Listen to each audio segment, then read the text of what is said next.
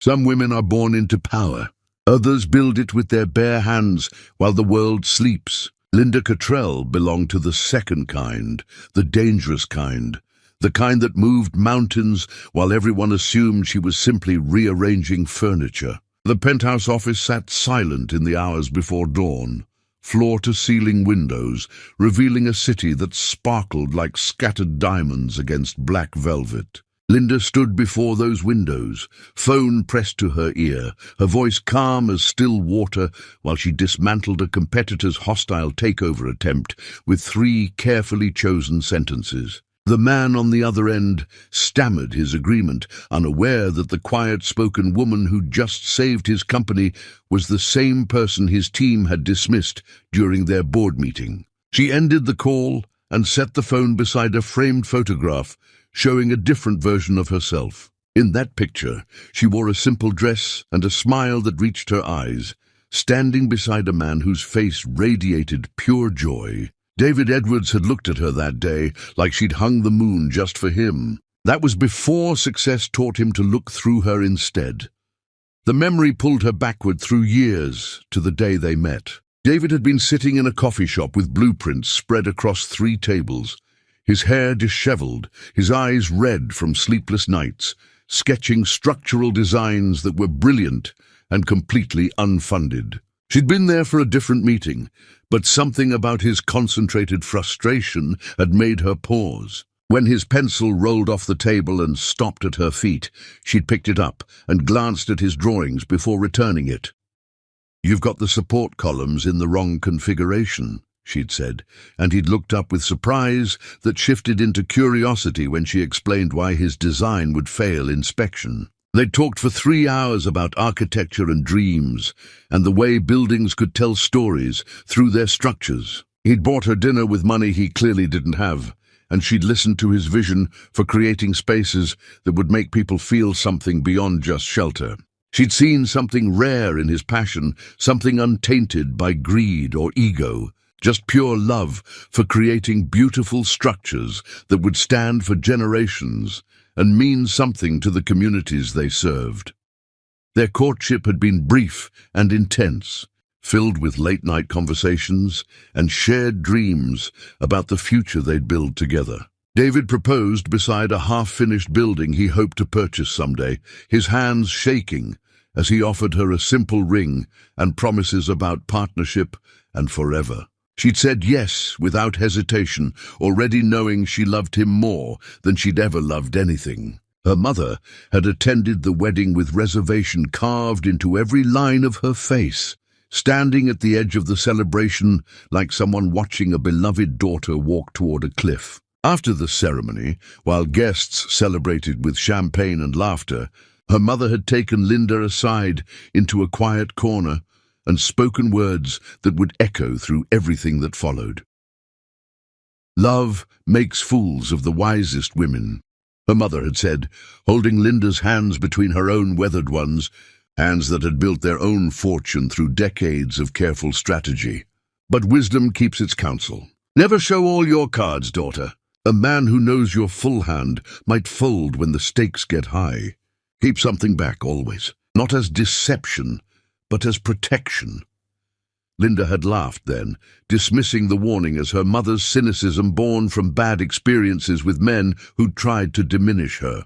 David wasn't like the men her mother had known. David was different. David was honest and good, and saw her as an equal partner. She'd been so certain of that truth, so convinced that their love would be different from all the cautionary tales her mother had shared over the years. The early days of their marriage had glowed with simple happiness that needed nothing but each other to feel complete. They'd lived in a small apartment where the heating barely worked and the neighbors were loud, but none of that mattered because they were building something together. David would wake before dawn to work on project proposals, while Linda made coffee and watched him create beauty from blank pages, his pencil moving with confidence across paper as he sketched his visions into reality. When his first major opportunity came, a bid for a municipal renovation that could establish his reputation in the competitive construction world, Linda had quietly arranged a meeting with the deputy mayor through connections she'd carefully cultivated over years of strategic networking. She'd never told David about that conversation, about how she'd spent 2 hours explaining why his innovative approach was exactly what the city needed, about how she'd leveraged her own credibility to vouch for an unknown architect with brilliant ideas, but no track record. David had won the contract and come home whooping with triumph, lifting her off the ground and spinning her around until they both collapsed, laughing on their worn couch, dizzy with joy and possibility. He'd credited his hard work, his innovative designs, his persuasive presentation to the selection committee.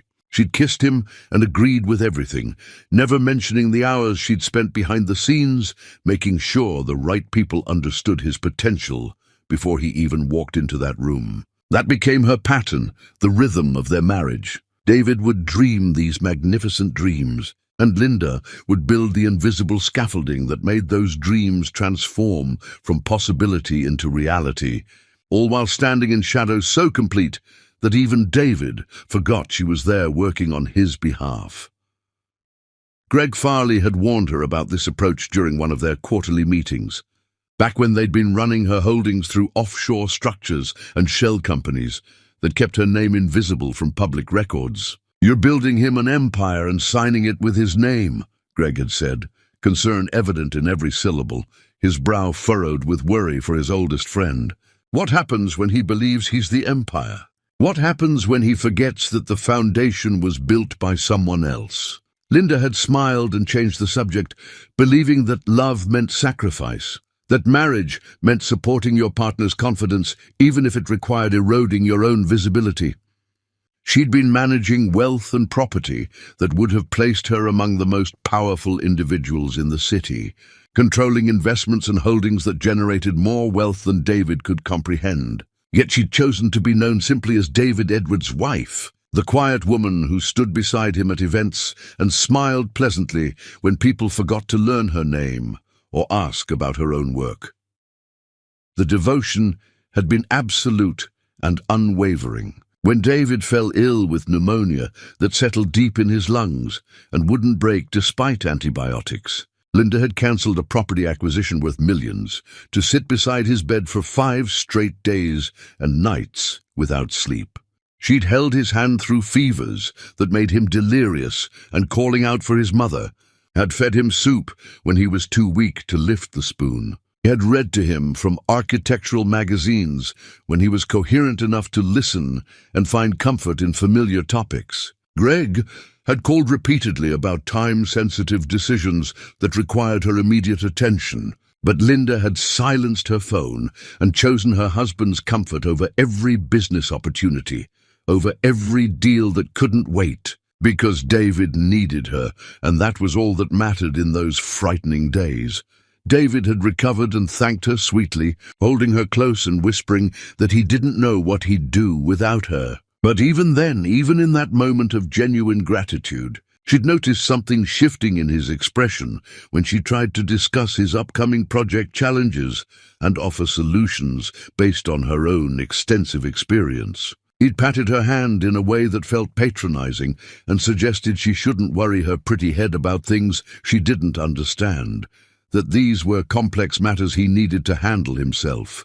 Though the dismissal had stung like a paper cut, sharp and unexpected, she told herself he was still recovering, still finding his strength, still shaken from being so ill and vulnerable.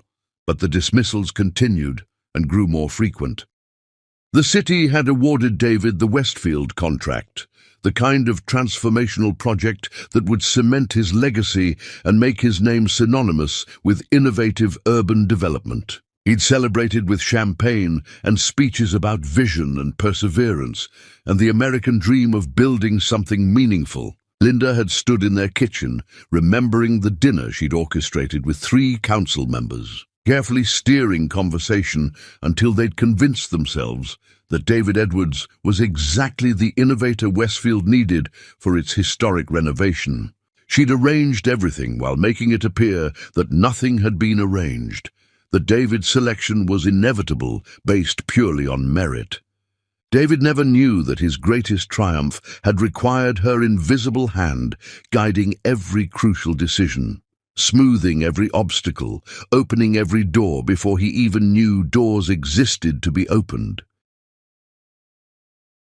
She told herself that partnership meant different roles, that her power was in supporting his success from behind the scenes, that marriage required one person to shine in the spotlight while the other held the light steady. Her mother's warning had begun whispering in her memory with increasing frequency, but Linda pushed it away stubbornly, clinging to the belief that David's love was real, even as his respect steadily disappeared, like water evaporating in sunlight. The memory of his first real cruelty remained sharp as broken glass, cutting her every time she revisited it. They'd been at dinner, discussing a challenge he faced with supply chain logistics, and Linda had offered a solution based on her own extensive experience managing complex vendor relationships. David had set down his fork and looked at her with something cold and distant in his eyes, something she'd never seen before. "You wouldn't understand how these things actually work,"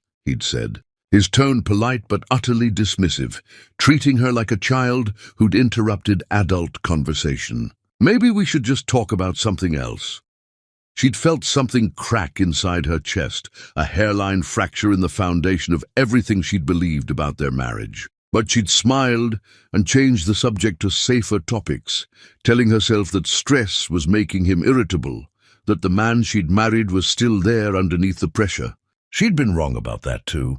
Now, standing in her office with the city spreading below her like a conquered kingdom, Linda touched the photograph one final time before turning away. Somewhere across that city, David was sleeping in a house she'd purchased through holding companies, living a life she'd built from invisible threads, completely unaware that everything he believed about himself was fiction. Her mother had been right about keeping cards hidden. She just hadn't warned Linda what happened when you finally decided to show your hand. Chapter 2. The Price of Invisible Devotion. The charity gala glittered with the kind of wealth that whispered rather than shouted its presence. Crystal chandeliers scattered light across silk gowns and tailored suits, while waiters glided through crowds carrying champagne that cost more per bottle than most families spent on groceries for an entire month. Linda stood near the silent auction tables, studying a painting she'd donated anonymously through one of her shell companies, when she spotted David across the ballroom. He hadn't mentioned attending tonight. She'd asked him at breakfast if he wanted to accompany her, and he'd claimed exhaustion from back-to-back project meetings that had drained him completely. Yet there he stood, laughing with a group of developers she recognized from industry events, his hand gesturing animatedly as he told some story that had them all leaning in with interest and amusement. His eyes swept the room, in that way people do when they're networking rather than enjoying themselves, cataloging faces and potential connections, measuring the value of every person he encountered. When his gaze passed over her, it continued without pause, as if she were part of the furniture or perhaps a waiter carrying a tray he didn't currently need. Linda felt the impact of his non-recognition like a physical blow to her chest. She'd chosen her dress carefully tonight, a deep emerald that her mother had always said made her skin glow and brought out the warmth in her eyes. She'd styled her hair the way David once claimed took his breath away, swept up with small tendrils framing her face.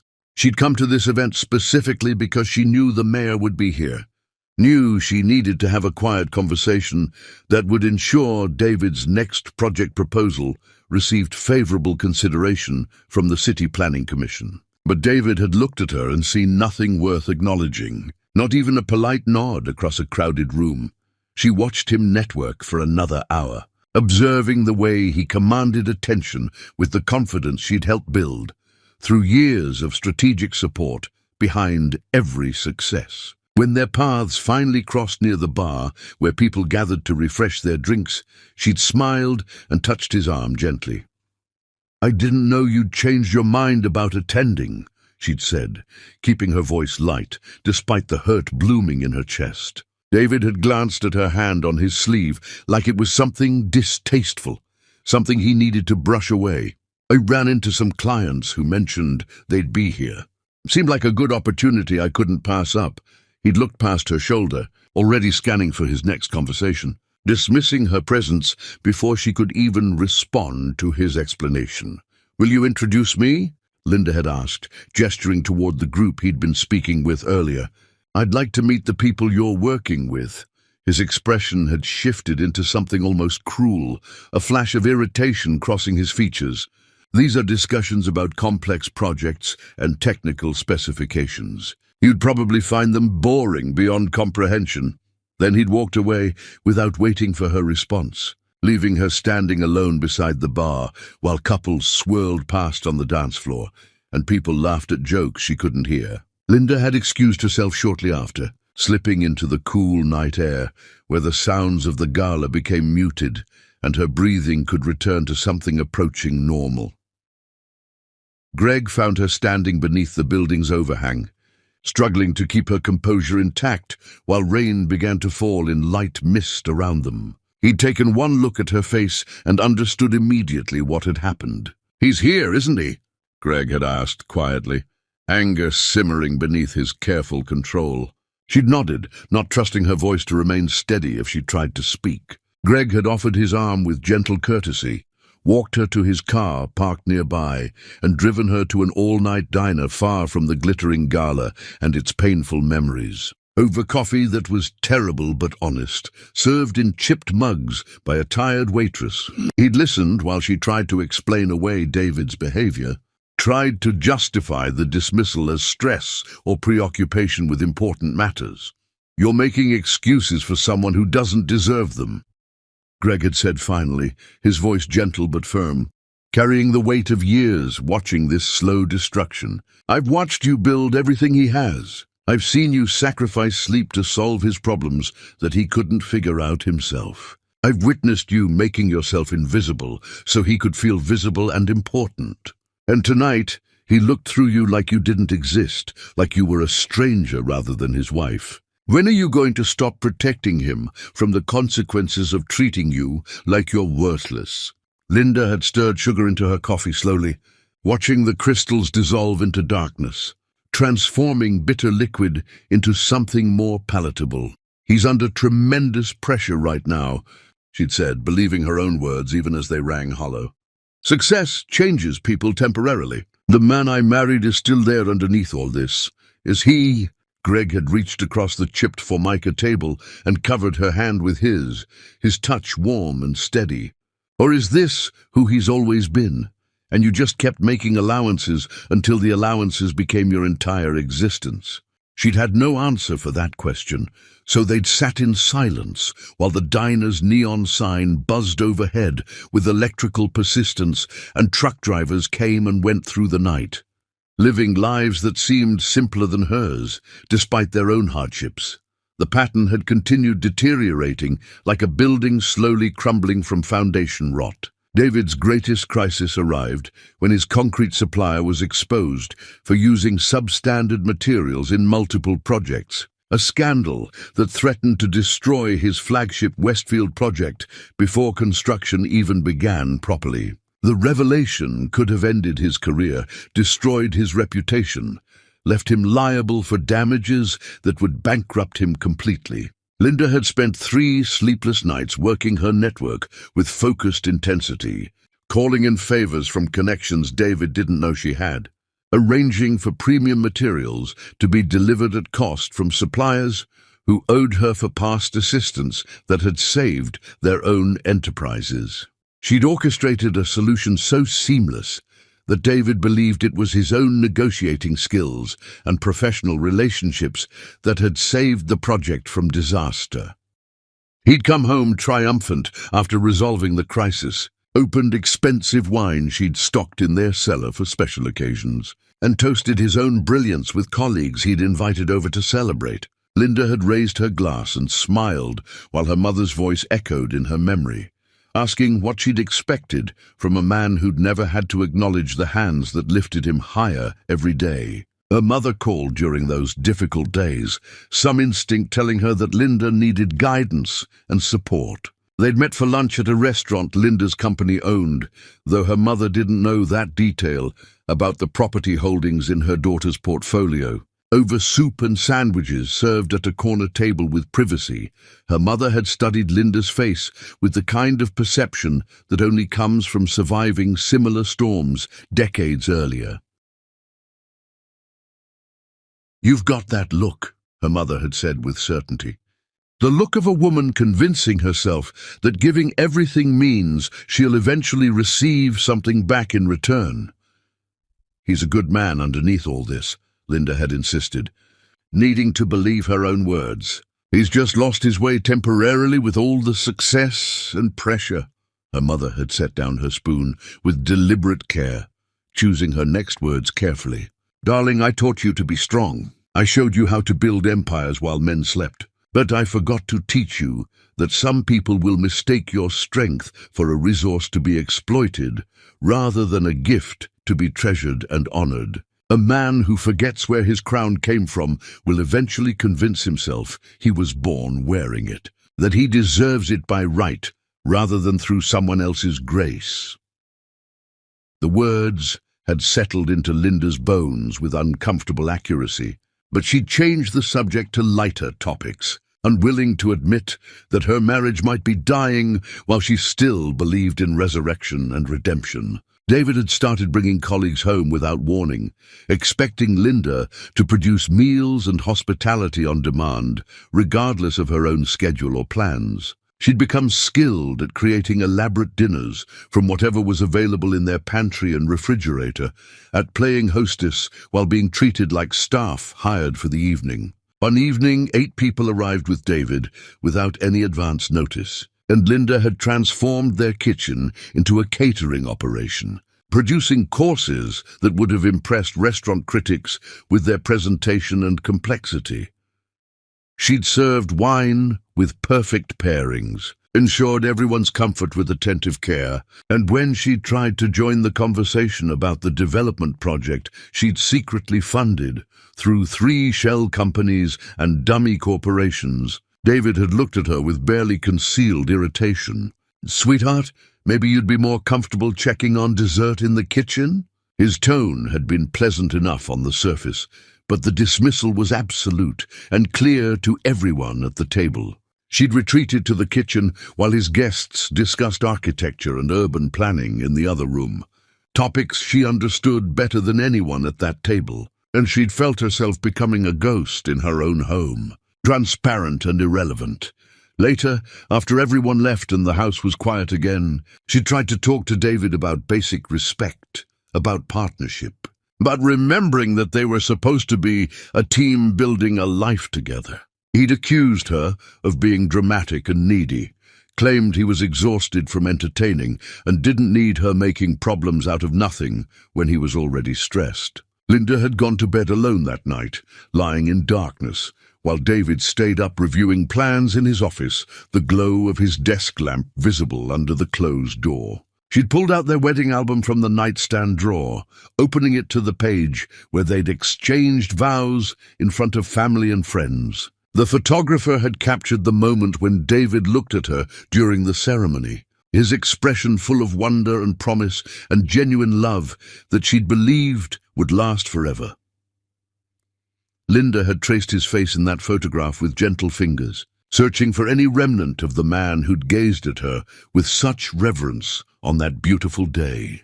She'd fallen asleep with the album open across her chest, and when David finally came to bed in the early hours before dawn, he hadn't noticed it lying there between them, another invisible thing in the growing collection of everything he'd stopped seeing about the woman who'd built his world. Chapter 3. The Slow Poison of Disregard.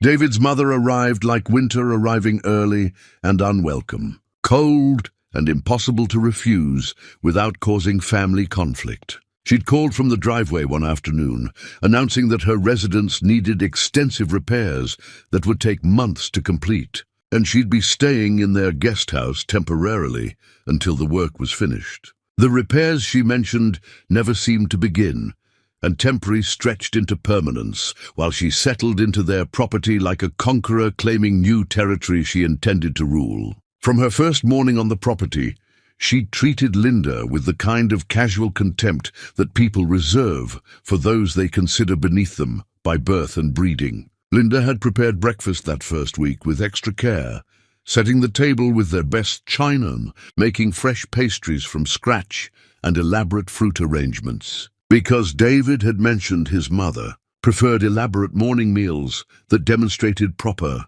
hospitality, the woman had appeared in designer clothes that cost more than most people's monthly rent, surveyed the carefully prepared table with narrowed eyes, and delivered her verdict with cutting precision.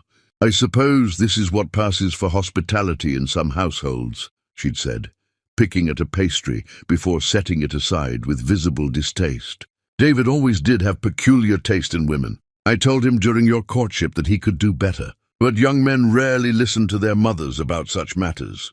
David had been reading his phone at the table, barely listening to the exchange, and when Linda had waited for him to defend her against this unprovoked attack, he'd simply asked his mother to pass the coffee without acknowledging what had just been said. The silence of his non-response had hurt worse than any insult, confirming that she couldn't count on him to protect her even in their own home. The attacks became a daily ritual that Linda endured with diminishing grace. David's mother would comment on Linda's clothes, her cooking, her conversation, her very existence in David's life. Each observation carefully designed to diminish and demean without quite crossing into territory that could be called overtly abusive. Linda had endured it with grace that came from deep reserves of patience built over years of professional negotiations, telling herself that this was temporary, that David's mother would eventually tire of the game and return to her own space. But David's presence or absence made no difference to his mother's cruelty, and his refusal to intervene felt like tacit endorsement of every cutting remark and dismissive gesture. One afternoon, Linda had prepared a complex meal that had taken hours to execute properly, roasting and seasoning and timing everything to perfection, because they were hosting David's business partner and his wife for an important dinner. The table looked magazine-worthy, candles flickering beside elaborate floral arrangements Linda had created from flowers in their garden. David's mother had arrived as Linda was setting out the final dishes, and she'd made a show of examining everything with theatrical disappointment that seemed calculated for maximum embarrassment. "Is this what you're serving tonight?" she'd asked loudly enough for the approaching guests to hear as they came up the walkway. "Well, I suppose we can't all have refined palates or proper training in entertaining." Linda had felt heat rise in her cheeks, but maintained her composure through sheer force of will, greeting the guests with warmth, while David's mother continued offering pointed commentary throughout the evening, like poison dripped into wine. When Linda served the main course that she'd spent hours perfecting, the partner's wife had complimented the preparation with genuine enthusiasm, and David's mother had actually laughed out loud, a sharp sound that cut through the pleasant conversation like breaking glass. "Oh, Linda tries so very hard," she'd said with false sweetness that dripped with condescension everyone could hear. "She tries very hard indeed.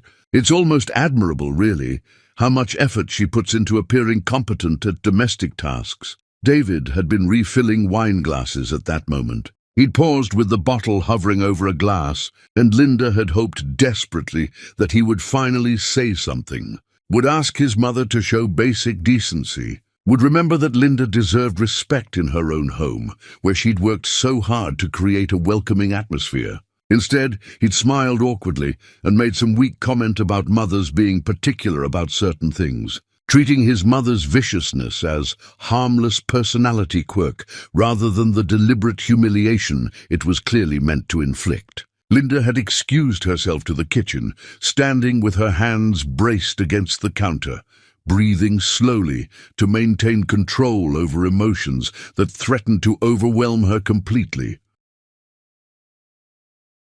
Greg had stopped by earlier to drop off papers she'd needed to sign regarding a property acquisition, and she'd stashed them in the kitchen desk drawer for later review. Now she pulled them out with shaking hands, looking at documents representing deals worth more money than everyone at that dinner table would earn in their collective lifetimes combined. The contrast between who she actually was and how she allowed herself to be treated had never felt more grotesque or painful. She'd returned to the dinner after composing herself, served dessert with practiced grace, smiled through more of David's mother's barbs that came steadily like water torture, and played the role of gracious hostess while feeling herself erode from the inside out like a cliff face slowly crumbling into the sea.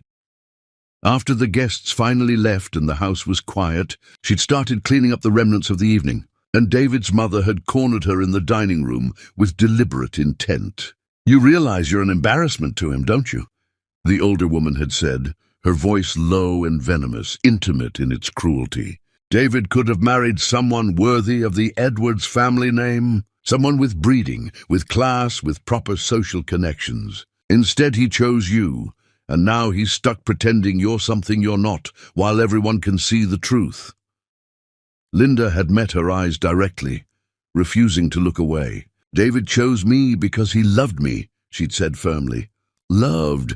David's mother had smiled with cruel satisfaction.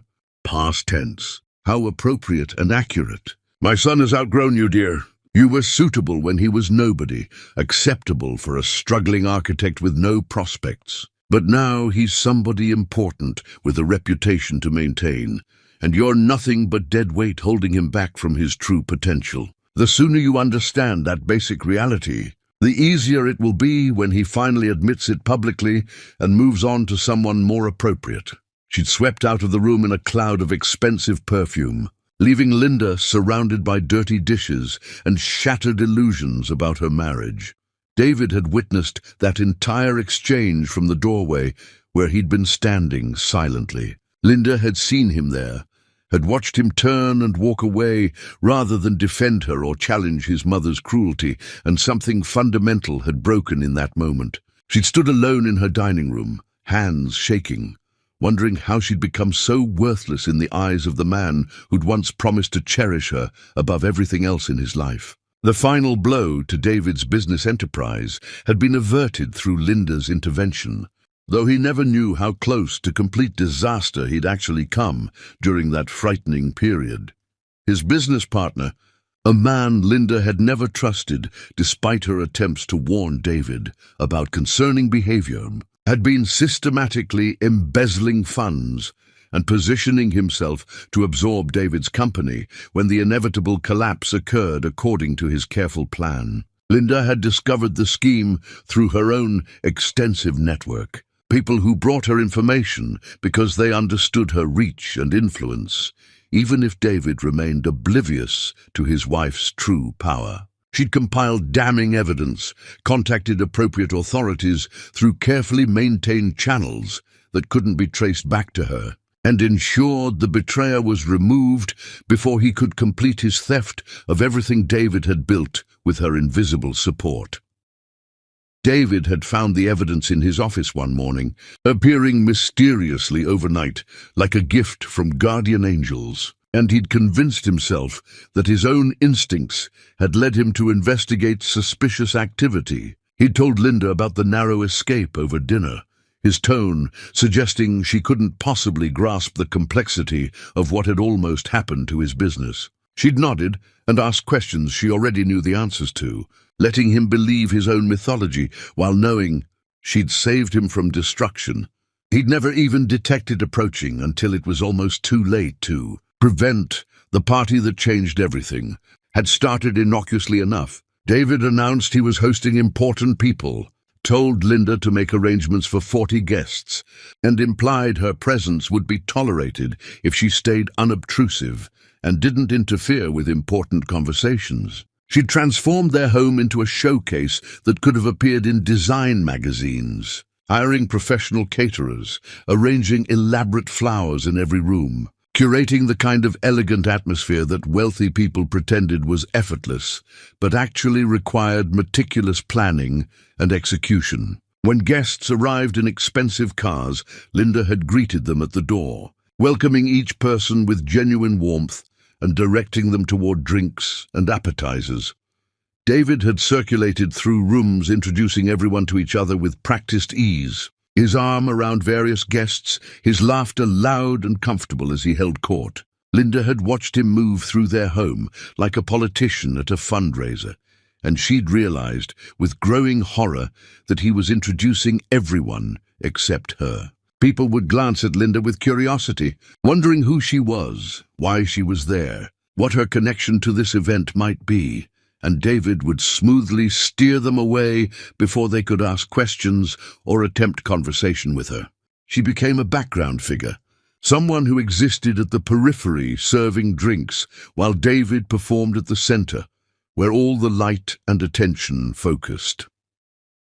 A woman in expensive jewelry approached Linda near the kitchen, asking if there was more wine available or perhaps champagne. Linda had offered to show her where they kept additional bottles in the temperature-controlled wine cellar, and the woman had smiled warmly at this helpful person. "I'm sorry, I don't think we've been introduced properly," the woman had said with friendly curiosity. "Are you with the catering company that David hired for tonight?" The question had landed like a physical slap across Linda's face.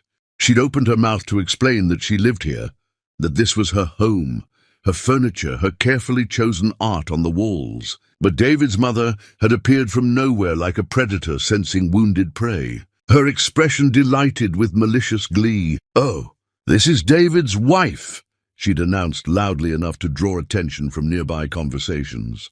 "Though I can certainly understand the confusion. She does tend to blend into the woodwork rather effectively, doesn't she? One barely notices her presence in a room."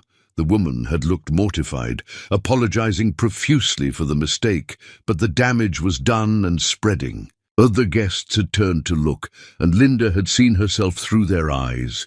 Invisible, irrelevant, someone even her own husband forgot to mention or introduce to people in their home. She'd fled to the garden where the party noise became muted beneath the sound of wind through trees and her own racing heartbeat.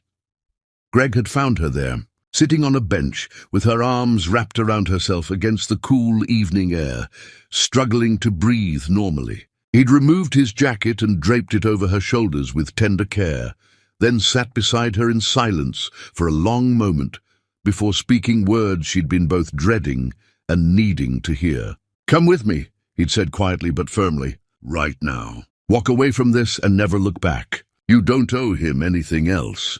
"I can't abandon my marriage because of one bad party," Linda had whispered, still clinging to hope. "This isn't about one party."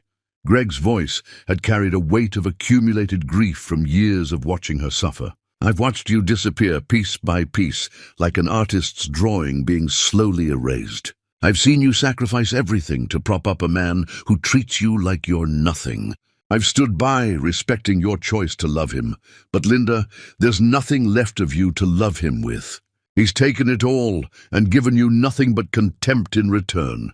She'd turned to him, seeing the anguish in his face, understanding that his pain came from watching her destroy herself for someone who didn't deserve such sacrifice. "He's lost his way," she'd insisted. "But he's still the man I married underneath all this success and pressure." "No," Greg had said firmly, with certainty born from observation. "He's exactly who he always was. You just built him a better mask to hide behind."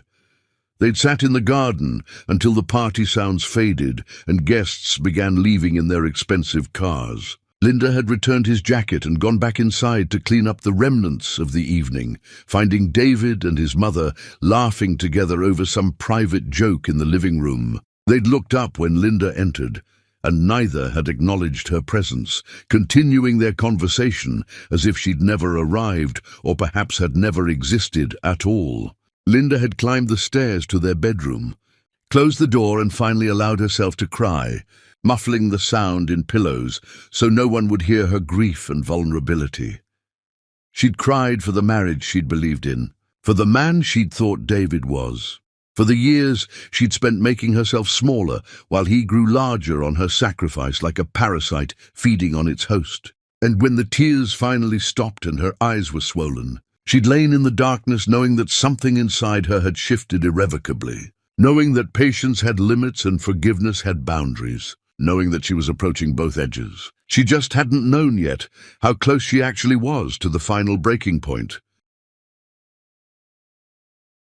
Chapter 4. The Night. Everything Shattered. Winter descended with the kind of cold that penetrated bone and made breathing painful, transforming the city into something harsh and unforgiving, where warmth felt like a distant memory. Inside their home, Linda had been preparing dinner when David called to say he was bringing people over, his tone making clear that this wasn't a request for permission, but a statement of fact she was expected to accommodate. She'd moved efficiently through the kitchen, creating something presentable from what was available in their well-stocked pantry. No longer surprised by the lack of consideration, but feeling its weight nonetheless, like stones accumulating in her chest. The guests arrived in clusters, tracking cold air and entitled assumptions through rooms Linda had spent the day cleaning, until everything sparkled with magazine-perfect precision.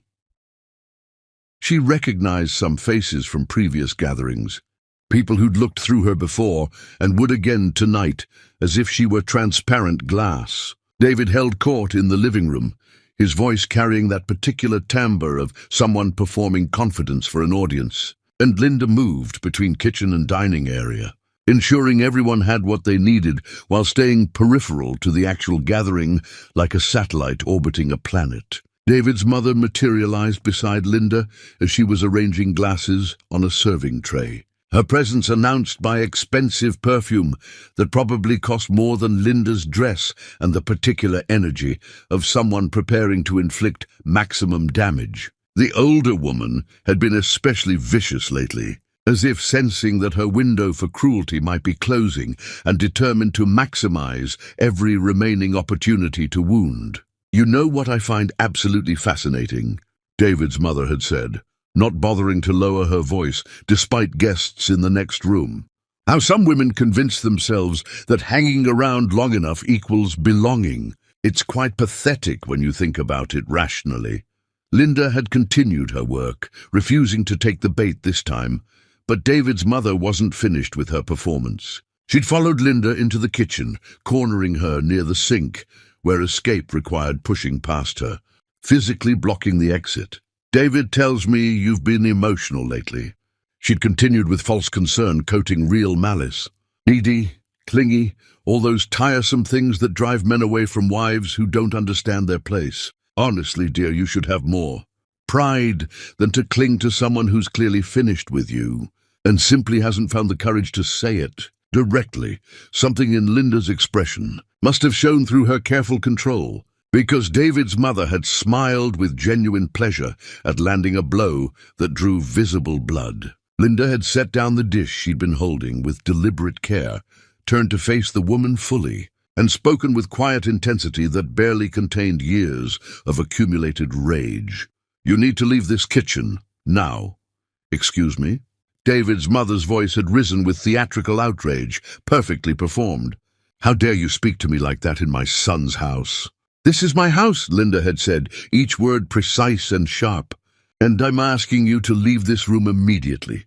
The confrontation had drawn attention from the adjacent spaces. Guests had fallen silent mid-conversation, and Linda had heard footsteps approaching before David appeared in the kitchen doorway, his face already set in anger before understanding the situation or asking what had actually happened between them. His mother had immediately adopted a wounded expression, one hand pressed to her chest in exaggerated distress that would have been funny if it weren't so effective. "David, she's being absolutely horrible to me," his mother had gasped dramatically. "I simply made a friendly comment about her appearance, and she attacked me verbally without provocation. I've never been spoken to with such disrespect in all my years." Linda had waited for David to ask what actually happened, to question his mother's convenient victim performance, to show even minimal interest in hearing Linda's side of this confrontation. Instead, his jaw had tightened, and he'd looked at Linda with something close to genuine hatred burning in his eyes. "What is wrong with you?" he'd demanded harshly. "Why are you always causing problems when I have important people here? Can't I have one evening without you making a scene and embarrassing me in front of colleagues?" The injustice had stolen Linda's breath completely.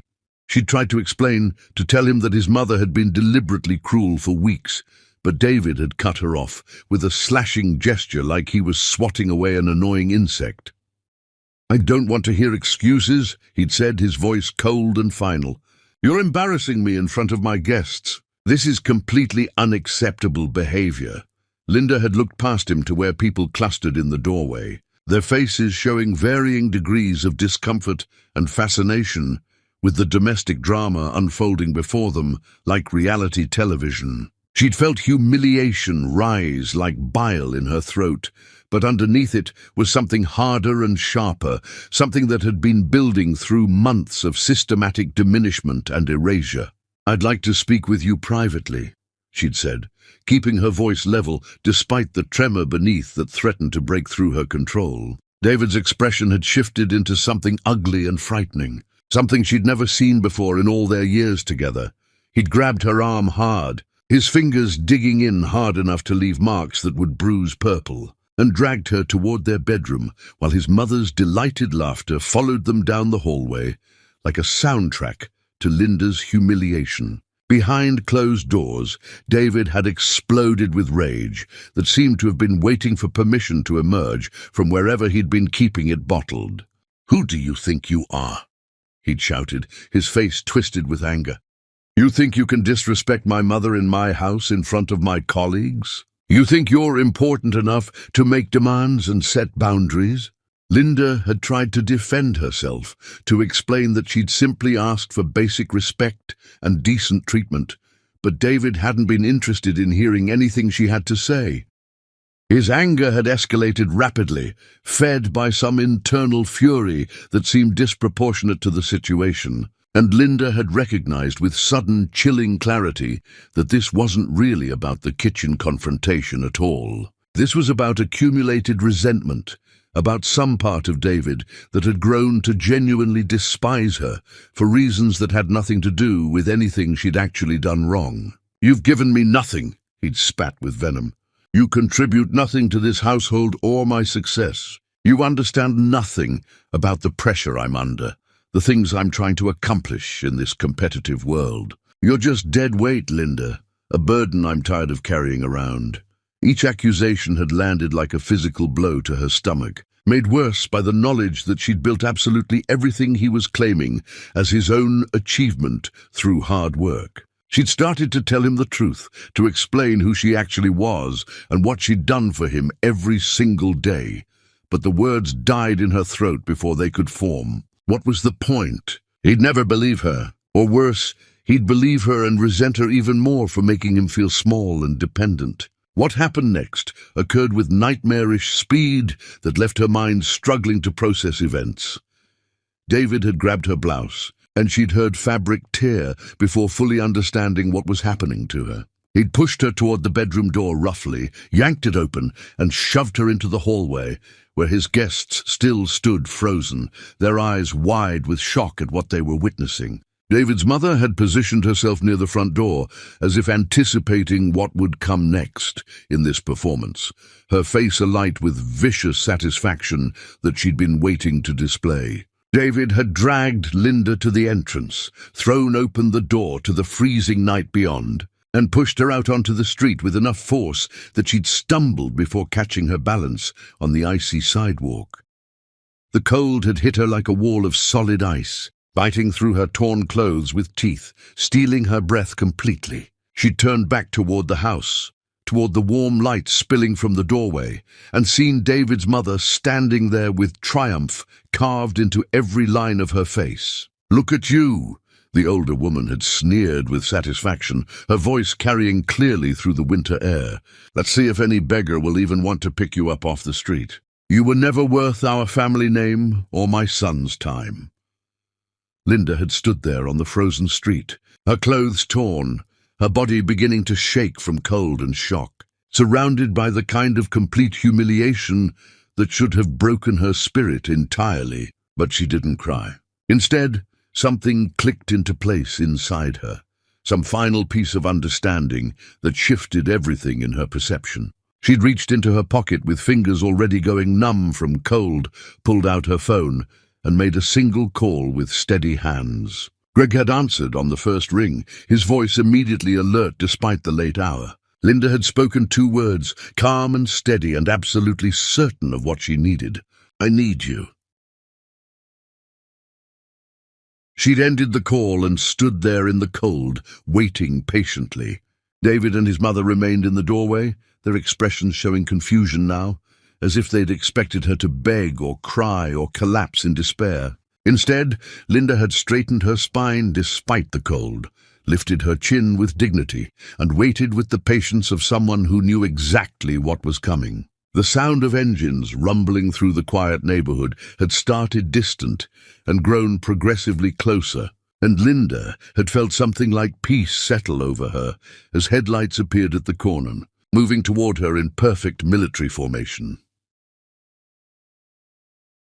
Chapter 5. The Queen reveals her crown. The motorcade arrived like something from another reality entirely. 15 vehicles in flawless synchronization that demonstrated both wealth and organizational precision, each one representing resources beyond what most people encountered in their entire lives. Rolls-Royces in midnight black, sterling silver, and royal blue lined the street with mechanical exactness, their presence so commanding that lights flickered on in neighboring houses all along the block, faces appearing in windows to witness the impossible scene unfolding on their quiet residential street. Uniformed drivers emerged simultaneously from each vehicle with practiced coordination, their movements synchronized with military exactness, standing at attention beside open doors like an honor guard for royalty. The entire operation took perhaps 15 seconds from arrival to full deployment. But those seconds transformed the street into something else entirely,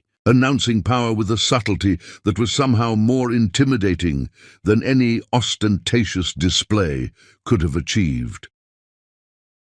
Greg stepped from the lead car, his face carved from stone, fury radiating from him in waves, despite his controlled movements that spoke of barely restrained violence. He strode directly to Linda, without acknowledging anyone else present, removing his overcoat as he walked, and wrapped it around her shaking shoulders with hands that were gentle, despite the violence clearly coiled inside him like a spring wound too tight. He'd started to speak, to check if she was seriously injured, but Linda had touched his arm lightly and shaken her head firmly. There would be time for medical attention and concern later. Right now, she needed to finish this confrontation properly while witnesses could see what happened next.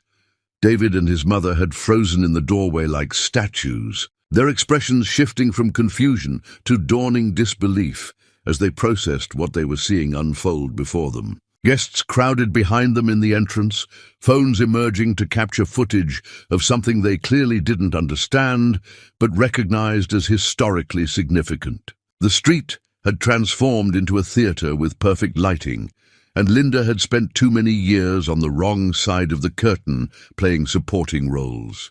She turned to face David and his mother directly, seeing them clearly for the first time, without the distortion of hope or love or desperate faith in redemption that had blinded her for years.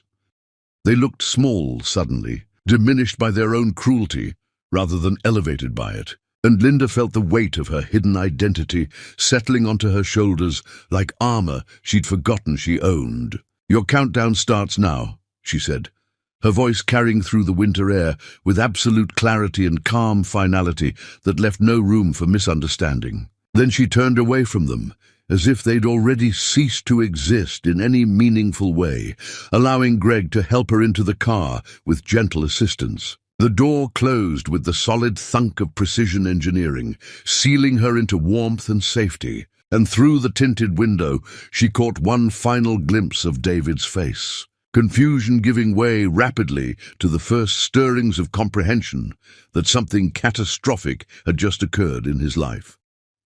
The motorcade pulled away in perfect formation, leaving David standing in the ruins of his certainty about how the world worked. Neighbors would talk about this night for months afterward, crafting theories and speculation that wouldn't come close to the truth of what had actually transpired. But Linda wouldn't hear any of their gossip or speculation. She was done with that life, that street, that version of herself who'd accepted disrespect as the price of love. Greg had maintained silence during the short drive to the private medical facility, his jaw tight with restrained rage that threatened to explode. They'd pulled into an underground garage where Linda's physician waited with her medical bag. A woman named Dr. Phillips, who'd been Linda's friend since college and who took one look at Linda's torn clothes and bruised arms before her professional composure cracked into pure fury. "Who did this?" she demanded with barely controlled anger, already guiding Linda toward the examination room with practiced efficiency. "Someone who doesn't matter anymore," Linda had answered and meant every word. The examination had been thorough but gentle, performed with the care of genuine friendship.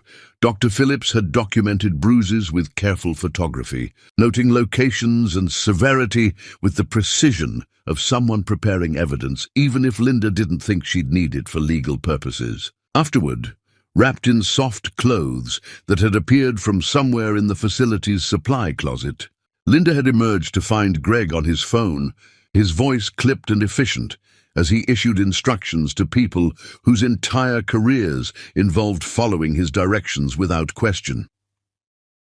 When he'd ended the call, he'd looked at Linda with something between admiration and profound sorrow. "How far do you want to take this?" Linda had considered the question carefully while sipping tea that someone had prepared exactly how she liked it, with honey instead of sugar and a hint of mint. She'd thought about mercy, about proportional response, about being the bigger person and taking the high road. Then she'd thought about standing in the freezing street while David's mother laughed at her humiliation, about David's hands tearing her clothes with deliberate violence, about years of systematic erasure. "Everything," she'd said simply but with absolute conviction. "I want everything he has." Greg had nodded once, unsurprised by her decision, and made more calls while Linda watched the city lights through the facility's windows like stars scattered across darkness. When he was finished with the initial arrangements, they'd driven to her penthouse office, the space she'd maintained but rarely visited, while playing the role of David's invisible wife and supporter. The office had remained exactly as she'd left it months ago. Screens still displaying real-time data from markets around the world, surfaces clean and meticulously organized, the scent of her preferred candles still lingering faintly in the air. Linda had moved to her desk, like a queen returning to her rightful throne after years of exile, feeling pieces of herself clicking back into place with each confident step. The first call had gone to the bank president, who'd approved David's construction loans years ago. The man owed Linda favors that could never truly be repaid, and his voice had been warm with pleasure at hearing from her until she'd explained what she needed from him tonight. Then his tone had shifted into something grimmer, more determined. "Consider it done," he'd said without hesitation. "The accounts will be frozen by morning, pending investigation into financial irregularities that require thorough examination." "Make it look legitimate," Linda had instructed carefully. "I don't want this traced back to personal vendetta or revenge. Just thorough examination of his documentation and fund management practices." The second call had been to the project manager on the Westfield development, a man who'd been on Linda's payroll for years, through shell companies he probably thought were legitimate investors with normal business interests. She'd been direct about her requirements, and he'd listened in silence before acknowledging that certain safety violations might need to be addressed immediately, that permit issues might require project suspension until properly resolved according to city codes. Greg had watched her work with an expression she couldn't quite read, something between admiration for her efficiency and grief for the circumstances that had made this nuclear option necessary. When she'd made her fifth call and begun outlining the systematic dismantling of David's supply chain, Greg had finally spoken up with gentle concern. "Are you sure you want to do this?" he'd asked quietly. "Once you start down this path, there's no walking this back or undoing the damage." Linda had paused, her hand still resting on the phone, considering the question with the seriousness it deserved. She'd thought about the man David used to be, the one who'd proposed beside an unfinished building with shaking hands and genuine love in his eyes. But that man was either dead or had never truly existed outside her imagination, and the person who'd thrown her into the street was someone she owed nothing except consequences. "I'm sure," she'd said with conviction, and made the next call without hesitation. By dawn, the first dominoes had begun to fall in a carefully orchestrated sequence. Linda had worked through the night without sleep, Greg bringing her coffee and food she barely touched, both of them moving through the familiar rhythm of partnership they'd developed over decades of managing her empire together in secret. The sun rose over a city that belonged to Linda in ways David had never understood or even suspected, painting the skyline in shades of gold and amber that felt like victory and grief, mixed together in complicated emotions. Linda had stood at her windows watching that sunrise, feeling exhausted and powerful and heartbroken all at once, a strange combination of contradictory feelings. Greg had joined her at the window, standing close enough that their shoulders touched, offering silent support without unnecessary words. "I never wanted this," Linda had said quietly into the dawn. "I genuinely loved him with everything I had. I would have been happy being his partner forever if he'd just seen me as human and treated me with basic respect." "I know," Greg had replied with understanding, "and that's why what's coming won't feel like victory or triumph. But you'll survive it. And eventually you'll be glad you chose yourself over continuing that abuse." Linda had nodded, hoping he was right, knowing that survival was sometimes the best you could hope for when love died violently and publicly.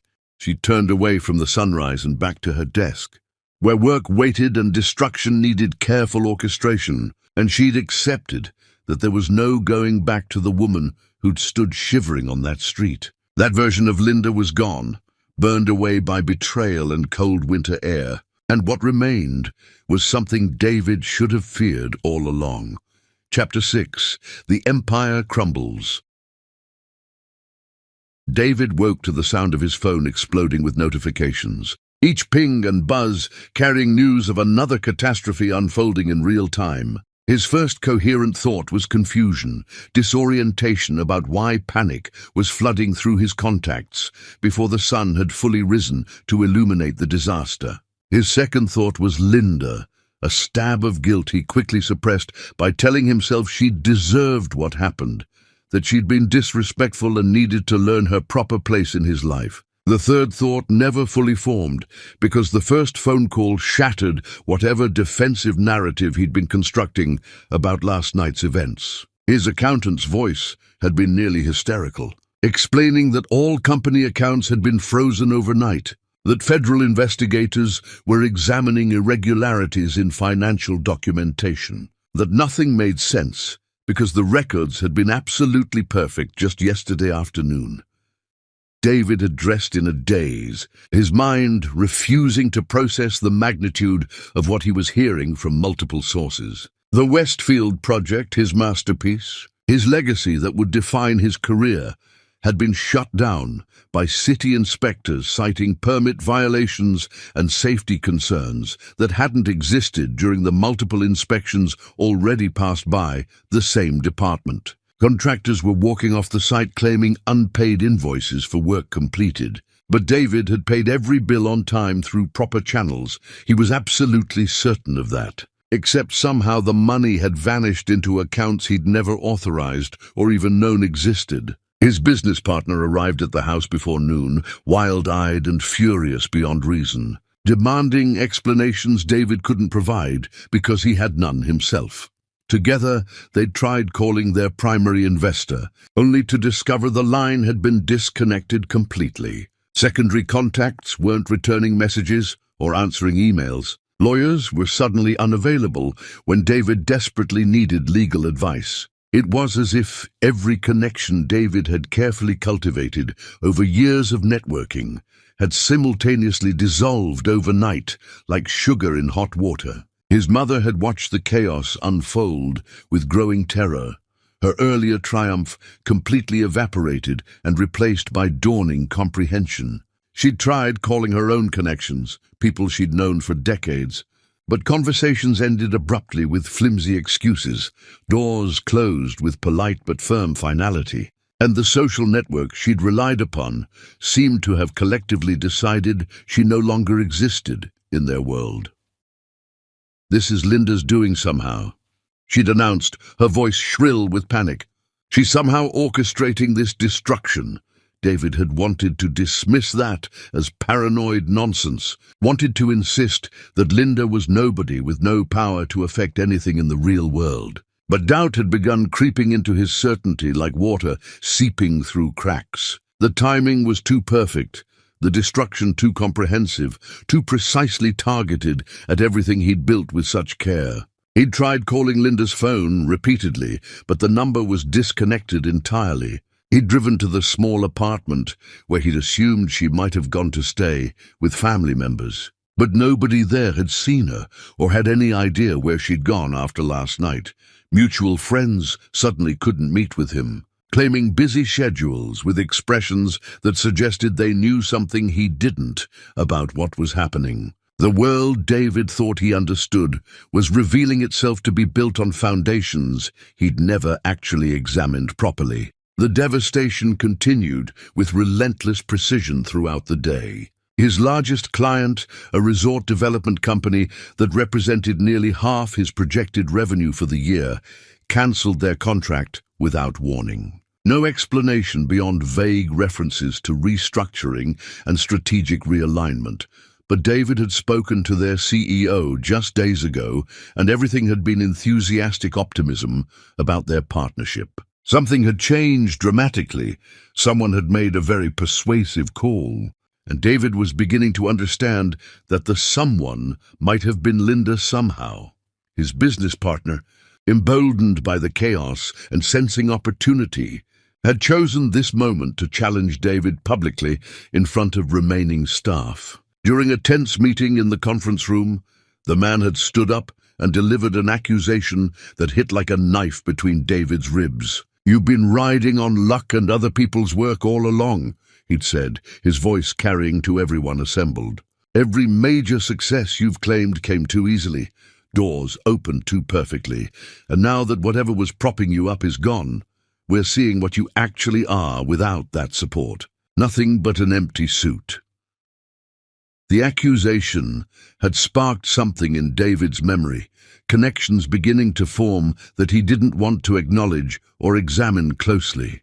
He'd thought about Linda, sitting quietly in corners while he celebrated victories and took credit. Linda, who'd always been there in the background like wallpaper. Linda, who'd somehow always known how to solve problems he couldn't figure out himself. He'd pushed those uncomfortable thoughts away, unwilling to admit that his success might have been anything other than his own genius and hard work. Greg appeared at David's office late one afternoon, walking past security who'd mysteriously allowed him through without announcement or clearance.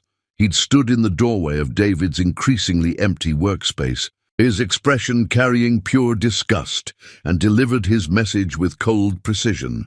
"I watched her make herself invisible to protect your pathetic ego," Greg had said, each word deliberate and cutting like surgical instruments. "I watched her sacrifice her identity to build a man who wasn't worth the ground she walked on. Everything you thought you accomplished was her gift to you, and you repaid her with cruelty and violence. What's coming next is mercy compared to what you actually deserve for what you've done."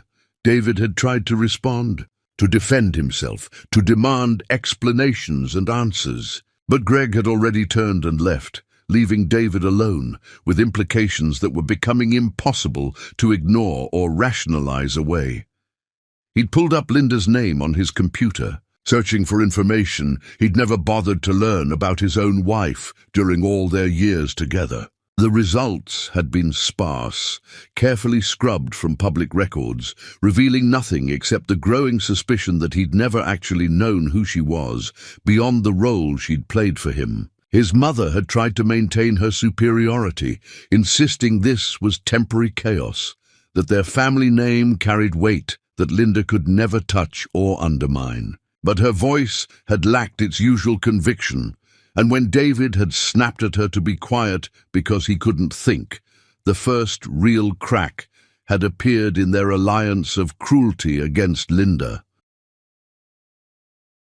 Alone in his office as moving boxes accumulated and staff members quietly sought employment elsewhere, David had found an old folder of photographs from his early career stored in a desk drawer. Pictures of completed projects, of ribbon cuttings and ceremonies where he'd been congratulated for innovative solutions and praised by city officials. In the background of several photos, nearly invisible if you weren't looking carefully, stood Linda, watching him with an expression he'd never noticed before in real time.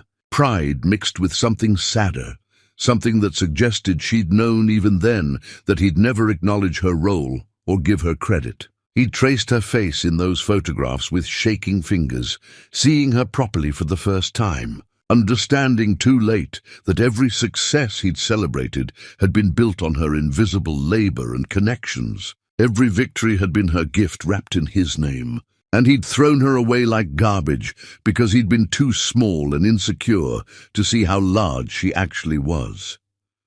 The bank had scheduled a meeting to discuss asset seizure and foreclosure proceedings. His house, the one where he'd thrown Linda into the street like trash, would be foreclosed within weeks. The company bearing his name would dissolve under the weight of investigations and cancelled contracts. And David sat among the ruins of everything he'd thought was his through merit, finally beginning to understand that none of it had ever really belonged to him at all. He'd been borrowing Linda's power without knowing it, living on credit he'd never earned, and now she'd taken it back with interest, leaving him to discover exactly how far he could fall without her hands holding him up every single day. Chapter 7. The Mother Pays. David's mother had spent her entire adult life believing that heritage and social position were armor against consequence, that breeding and family name created immunity from the rules that governed ordinary people. Linda decided to dismantle that illusion with surgical precision, proving that cruelty had a price even for those who thought themselves untouchable by normal standards. The eviction notice arrived on a morning when frost painted the windows white, and David was too buried in his own disasters to help his mother with her suddenly urgent problems. The guest house where his mother had been living for months turned out to be owned through a complex network of holding companies that ultimately traced back to Linda's vast empire. Though proving that connection would have required resources David's mother no longer possessed or could access. The legal document was thorough and final, giving her exactly 72 hours to vacate the premises completely. She'd stormed into the main house, waving the papers with trembling hands, her face mottled with rage and disbelief at being treated this way. David had scanned the eviction notice with growing horror, recognizing the legal language of someone who'd planned this carefully, who'd waited for exactly the right moment to strike when they were most vulnerable. "This is your wife's doing," his mother had hissed with certainty. "That ungrateful creature is trying to make me homeless as revenge. She's not my wife anymore," David had said quietly, the truth of that statement settling over both of them with uncomfortable weight they couldn't escape. By the time his mother returned to the guest house to gather her belongings, she'd found everything already packed by a professional moving service. Boxes stacked with meticulous care on the lawn for neighbors to see. Her keys no longer worked in any of the locks that had been changed overnight. Security personnel she didn't recognize stood guard, ensuring she took only what belonged to her and nothing more from the property. The humiliation had been absolute and public. neighbors watching from windows with undisguised curiosity as David's mother loaded her life into a rental truck she could barely afford on her rapidly dwindling resources. But Linda hadn't stopped there with just the eviction.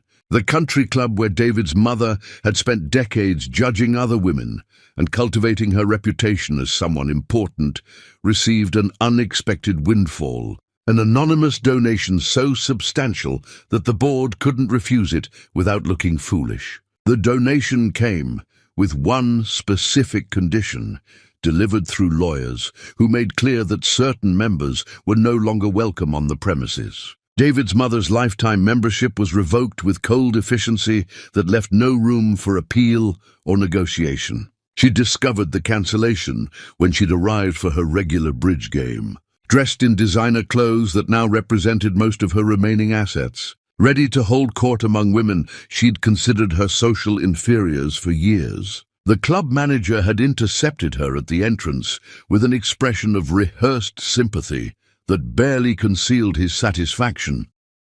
"I'm afraid your membership has been terminated, and you're no longer permitted on club property," he'd said formally. "There must be some mistake," she'd insisted, her voice rising. "I've been a member here longer than you've been alive. I know the founding families." "No mistake, Mom," the manager had replied firmly, gesturing to security guards. "I'm going to have to ask you to leave immediately." The walk through the parking lot, escorted by uniformed guards while former friends watched from windows, had been the longest journey of her life. David's mother had sat in her car afterward, shaking with rage and humiliation, understanding for the first time what Linda must have felt standing in that winter street while people laughed at her pain and vulnerability. The charity boards followed next in rapid succession. Each organization that had given David's mother a platform for her self-importance received similar anonymous contributions, substantial enough to make demands and conditions. One by one, she found herself removed from positions she'd held for years. Phone calls going unreturned, invitations mysteriously lost. The entire social infrastructure she'd built crumbling faster than her son's construction empire. Her friends stopped calling without explanation. Lunch invitations dried up completely. The women she'd spent decades looking down on suddenly had no time for her company, and the isolation was crushing in its completeness. She'd tried attending her regular haunts, the restaurants and cafes where she'd been recognized and fawned over by staff, but found herself seated in back corners, service slow and indifferent. Her importance evaporated overnight like morning dew. David had tried to manage his mother's psychological breakdown while his own world continued its spectacular collapse. But the stress fractured their relationship beyond any possibility of repair. She'd blamed him for everything, for marrying Linda in the first place, for not controlling his wife better, for bringing this destruction upon their family through his poor choices. Her accusations had been shrill and relentless, wearing away at David's already fragile composure like water-eroding stone. "You were supposed to be somebody important," she'd screamed during one particularly vicious argument. "I raised you to be important, to matter in this world. And instead, you married some nobody who's destroyed everything I worked for." She wasn't nobody. David had shouted back, the truth finally breaking through his denial. "That's the problem, Mother. She was never nobody, and we were too stupid and cruel to see it until too late." His mother had stared at him with complete incomprehension, unable to accept that the woman she'd mocked might actually be the most powerful person any of them had ever encountered in their privileged lives.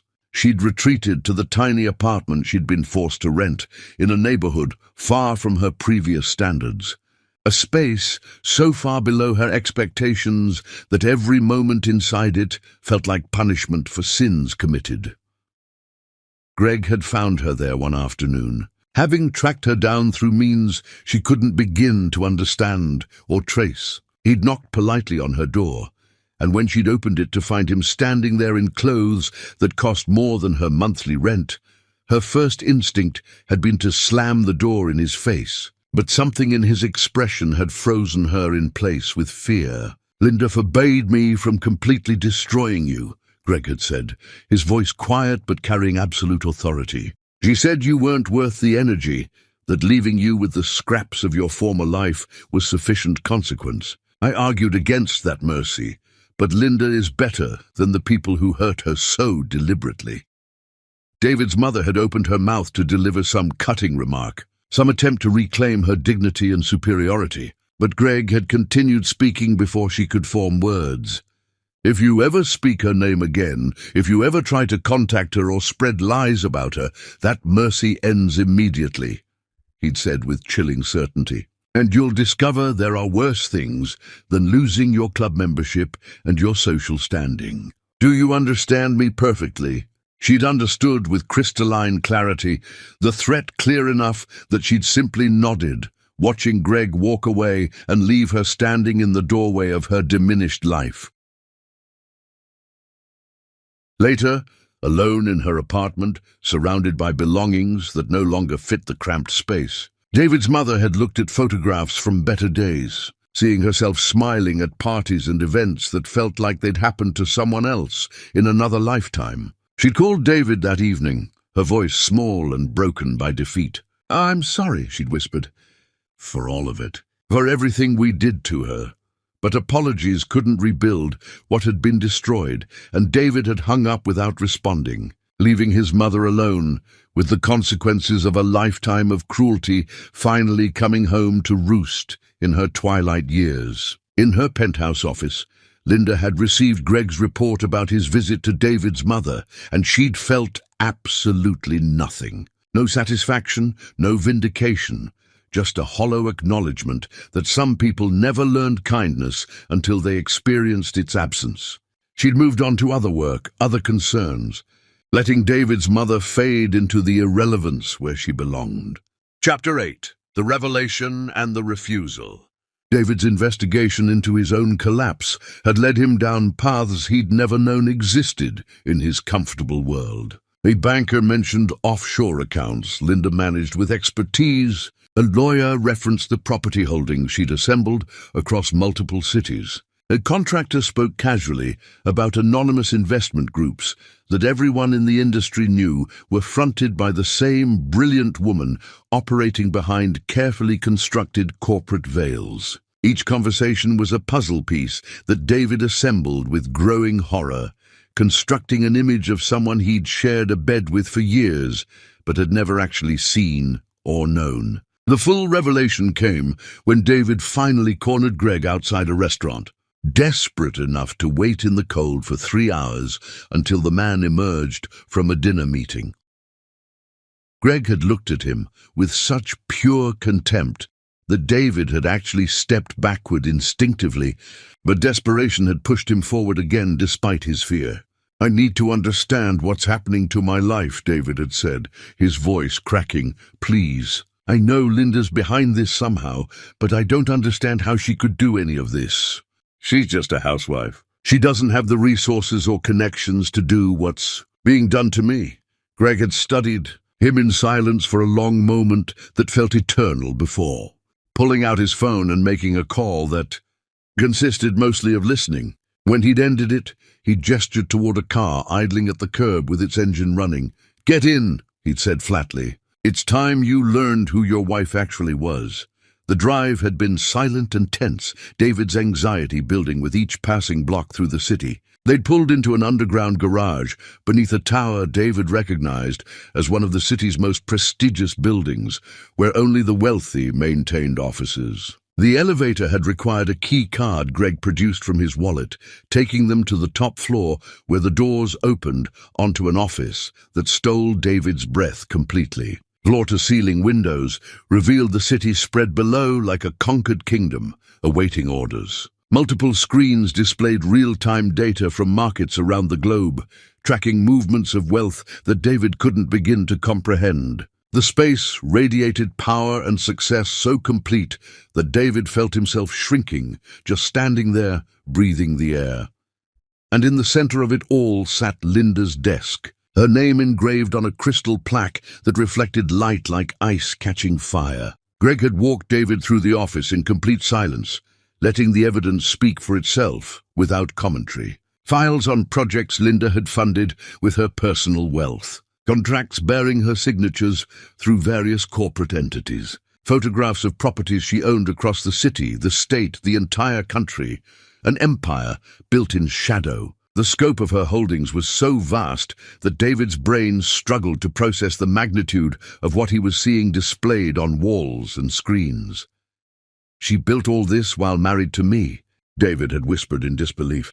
"Oh," Greg had corrected coldly. "She built most of this before she ever met you. She was already one of the most powerful people in this city when you were sketching buildings in coffee shops. Every success you've celebrated, every contract you've won, every door that opened for you was Linda's gift. She loved you enough to hide herself so you could feel important and strong." The truth had hit David like a physical blow to his chest. His legs had given out, and he'd sat heavily on the polished floor, surrounded by evidence of his own willful blindness. Every victory he'd attributed to his own skill had been orchestrated by a woman he'd treated like she was nothing worth noticing. Every time he'd dismissed her, every time he'd told her she didn't understand complex matters. He'd been speaking to someone who understood everything better than he ever could hope to in 10 lifetimes. "Why didn't she tell me the truth?" David had asked, his voice barely audible.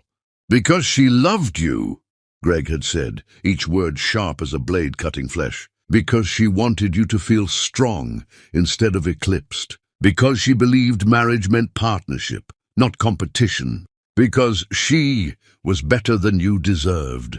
David had struggled to his feet, his mind reeling with implications that were reconstructing his entire history and identity. "I need to see her. I need to apologize for everything." "She doesn't want to see you," Greg had replied flatly. "She's made that abundantly clear through me." "Please," David had begged, shame finally overriding pride. "I know I destroyed everything. I know I don't deserve forgiveness. But I need her to know that I understand now. I need to tell her I'm sorry." Greg had looked at him with something almost like pity. "You can try. She won't see you, but you can try." David had tried everything he could imagine. He'd called her office repeatedly, only to be told she was unavailable. He'd written letters that were returned unopened. He'd waited outside her building until security removed him, returning day after day with the stubborn desperation of someone who refused to accept the finality of rejection. He'd sent flowers that were donated to hospitals, gifts that were forwarded to charities, messages that vanished into silence without response. He'd crafted an apology letter that took him 3 days to write, pouring every ounce of his regret and understanding onto pages that he'd hand-delivered to her office with trembling hands. The letter detailed every moment of his realization, every piece of his sorrow, acknowledging that she'd built everything while he'd taken credit, that she'd loved him while he'd grown to resent her, that she'd made him somebody, and he'd repaid her with violence and cruelty. Linda had read that letter once, sitting in her office with Greg beside her, and when she'd finished, she'd held it over a candle flame and watched it burn to ashes. "Remorse doesn't erase damage," she'd said quietly, watching the paper curl and blacken.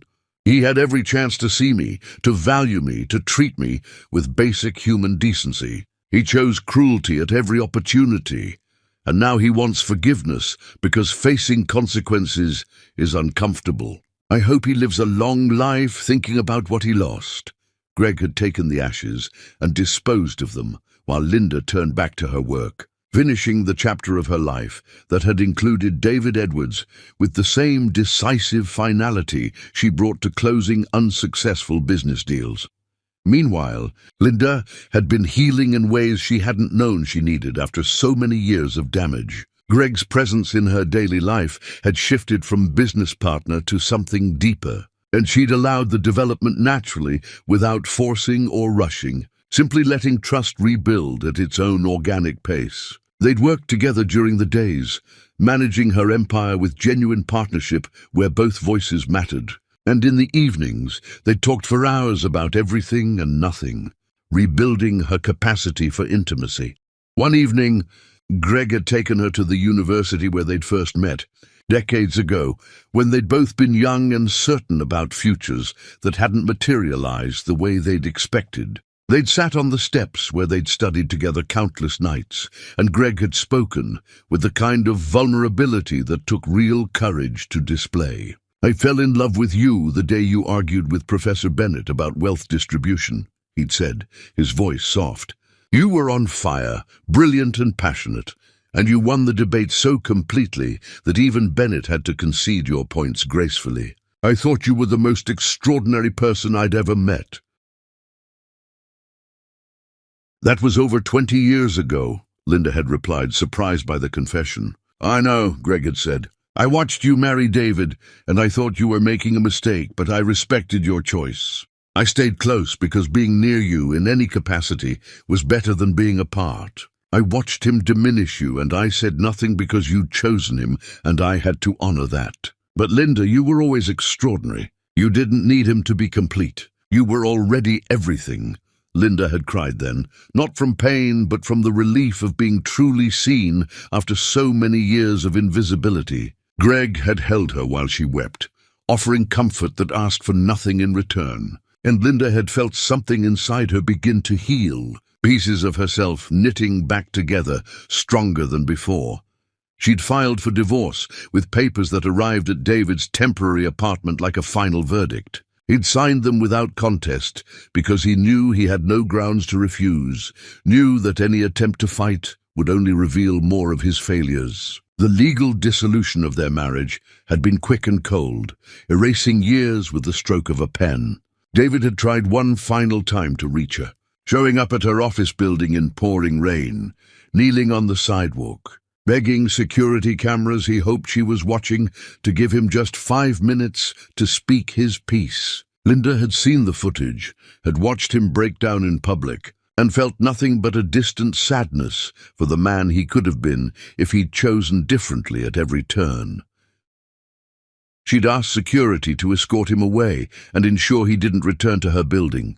Then she'd turned to Greg and asked if he wanted to have dinner somewhere they'd never been, somewhere that held no memories of the life she'd left behind. He'd smiled with understanding and offered his arm, and they'd left the building together while David was still pleading with security in the rain, his voice carrying words Linda would never hear or care to remember. Chapter 9. The Fall Complete. David's company filed for bankruptcy on a morning when the sun refused to shine, clouds hanging low and heavy, like the weight pressing on his chest, making it hard to breathe. The once thriving construction firm that had borne his name dissolved under accumulated failures, unpaid debts, and investigations that revealed structures built on foundations that had never been his own work. The lawyers handling the dissolution had been efficient and cold, explaining that his reputation was so thoroughly destroyed that even starting over would be nearly impossible in this industry where word traveled fast. Employment prospects had evaporated completely overnight. David had applied for positions at smaller firms, willing to work as a basic contractor if it meant salvaging some fragment of his career and identity, but his name carried too much contamination. People remembered the collapsed projects, the investigations, the scandal of accounts that had somehow hemorrhaged money overnight into accounts nobody could trace properly. Nobody wanted to risk association with someone who'd fallen so far so fast from such heights. The house where he'd thrown Linda into the winter cold was foreclosed with the same mechanical precision that had characterized her systematic revenge. Moving trucks had arrived to remove his possessions, and David had supervised the packing with numb detachment, watching his life compressed into cardboard boxes that felt increasingly meaningless as symbols of a life that no longer existed. Furniture that had seemed important now looked like props from a play he'd stopped performing for an audience that had departed. His mother had refused his calls for weeks, blaming him entirely for their mutual destruction. When she'd finally answered, her voice had been bitter and defeated by circumstances. "You ruined my life by marrying poorly and failing to control your wife," she'd accused him. The accusation had been so detached from reality that David had laughed, a harsh sound that held no humor or joy. "She was never the problem, Mother," he'd said. We were.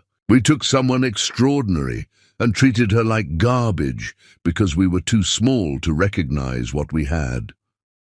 His mother had hung up without another word, and they hadn't spoken since that final conversation. The relationship that had once bonded them in cruelty against Linda now fractured under the weight of consequences neither had anticipated or prepared for properly.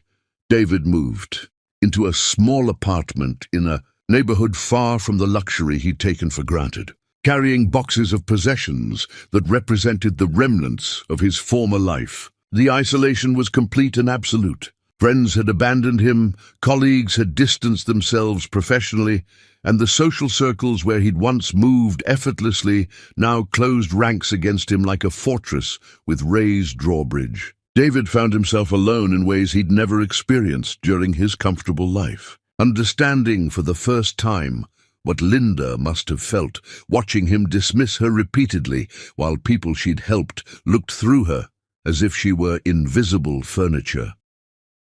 He'd gotten a job, finally, a position managing small renovation projects for a firm that hired him more out of pity than belief in his abilities or character. The work was honest but humbling, and David approached it with the kind of meticulous care he'd never shown when success came easily without effort. He'd learned, too late to matter, that achievement meant nothing if you destroyed the people who made it possible through their invisible support. Meanwhile, Linda's life had expanded in directions she'd forgotten were available to her after years of constraint.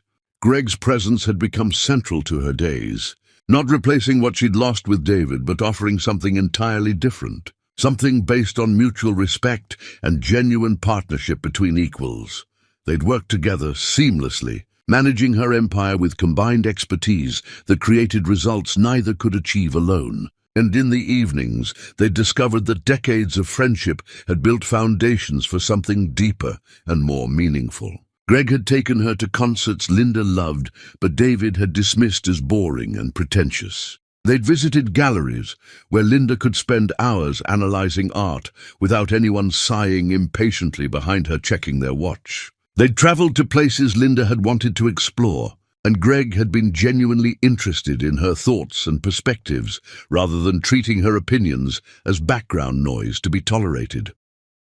One evening, sitting on the balcony of her penthouse, with the city glittering below like scattered jewels, Greg had reached across the small table between them and taken her hand with gentle hesitation, as if asking permission for something significant. Linda had looked at their joined hands, feeling the steadiness in his grip, and realized she was ready for this, ready to trust again with someone who'd proven his loyalty through years of patient friendship without expectation of reward. "I know it's too soon," Greg had said quietly. "I know you're still healing from everything. But Linda, I've waited over 20 years to ask if you might consider giving us a chance at something more than partnership and friendship. I'm not asking for an answer tonight, just asking if you'd think about the possibility." Linda had felt tears building, but not from sadness this time. "I don't need time to think about it," she'd replied. "You've been the most consistent person in my life through everything. You've seen me at my worst and stayed. You've protected me without asking for anything in return. If you're asking if I'm ready to see where this could go, then yes. Greg, I think I am." He'd smiled with relief and joy mixed together beautifully, standing and pulling her gently to her feet, holding her close, while the city sparkled around them like a celebration designed just for this moment. It had felt like coming home after being lost for years in wilderness, finding safe harbor with someone who'd been waiting patiently for her to arrive when she was ready. The divorce from David had finalized with paperwork that felt anticlimactic, legal documents erasing a marriage that had died long before the official ending. Linda had signed her portion without ceremony or regret, closing that chapter with the decisiveness she brought to all failed ventures that couldn't be salvaged. David had sent one final message through the lawyers, asking if they could speak just once for closure, but Linda had declined through her attorney without explanation or justification.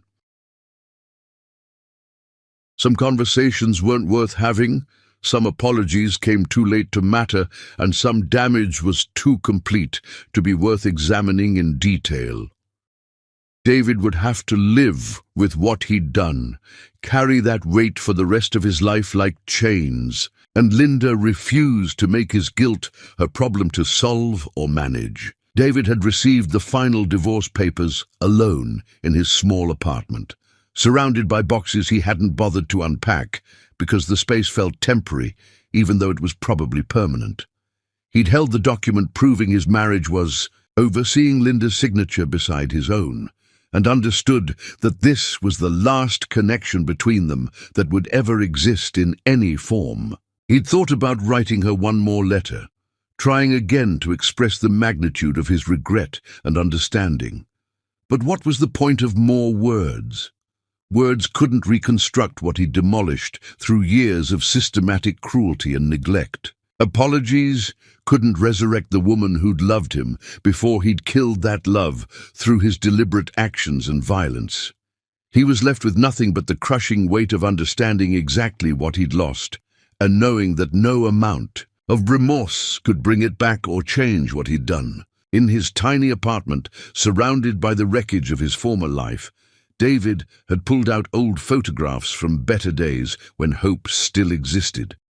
Pictures of Linda smiling with genuine happiness, images of them together when love had been real and hope hadn't yet died under the weight of his cruelty. He'd traced her face in those photographs with shaking fingers, seeing too late the light in her eyes that had slowly dimmed under his treatment, seeing the exact moment when she'd stopped looking at him with love and started looking through him with nothing at all. He'd cried for the first time since childhood, alone, where nobody could witness his breakdown and judge his weakness, grieving not just for what he'd lost, but for who he'd become. For the man who'd taken something precious and destroyed it through casual cruelty and willful blindness to what he had. And when the tears finally stopped and left his face swollen, he'd carefully put the photographs away in a drawer, because looking at them hurt too much and changed nothing about his reality anyway. Chapter 10. The Woman Who Built Herself.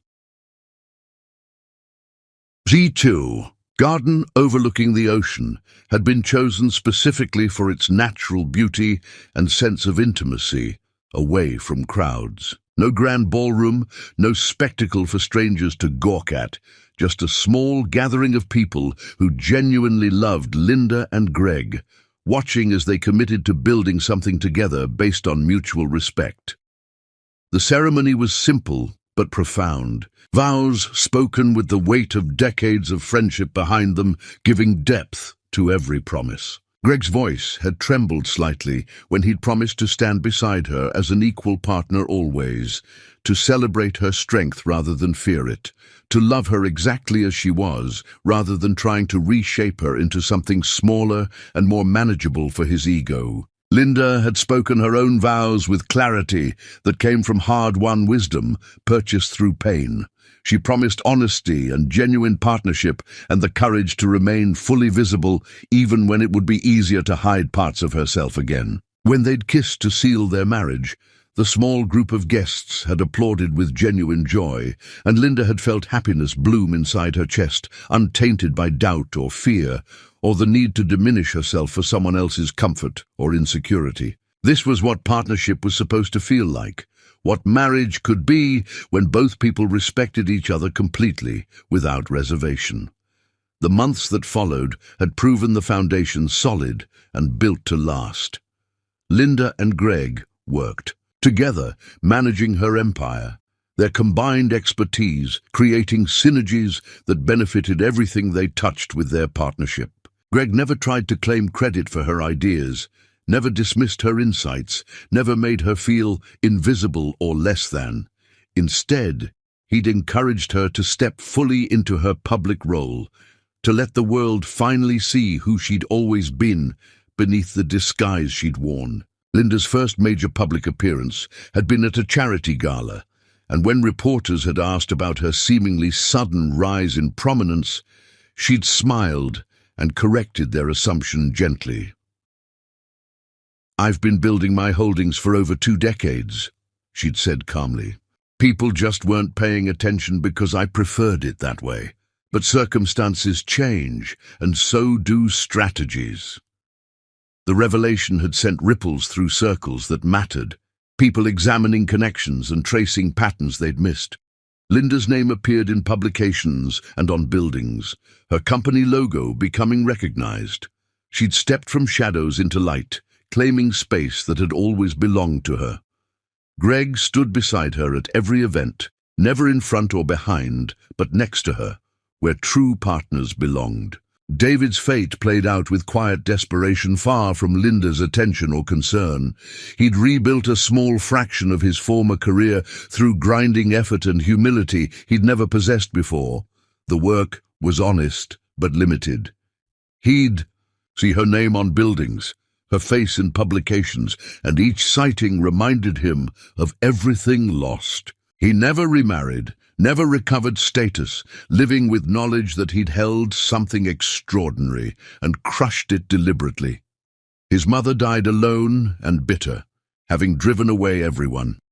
David attended the funeral alone, crying afterward for choices that couldn't be unmade. Linda learned of the death and felt nothing. No satisfaction, just acknowledgement that some people never learned. She'd moved on completely. Late one evening, working on plans for a women's shelter, Greg brought tea and asked if she regretted the years with David. Linda considered carefully. "I regret the pain. I regret hiding myself. I regret David couldn't be better.